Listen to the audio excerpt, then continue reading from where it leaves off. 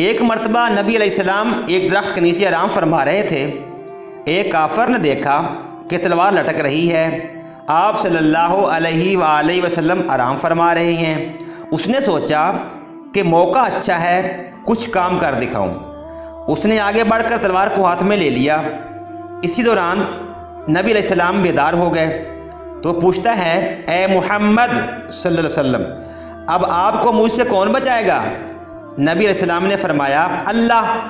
اس اللہ کے لفظ میں کوئی ایسی تاثیر تھی کہ اس کافر کے دل پر ایک ہیبت طاری ہوئی، اتنا کانپا کہ اس کے ہاتھ سے تلوار گر گئی۔ آپ نے تلوار لی، فرمایا، اب تجھے مجھ سے کون بچائے گا؟ وہ کافر منتیں کرنے لگا، آپ تو کریم ہیں، آپ تو بڑے اچھے ہیں، آپ فلاں ہیں اور فلاں ہیں، آپ مجھے معاف کر دیجئے۔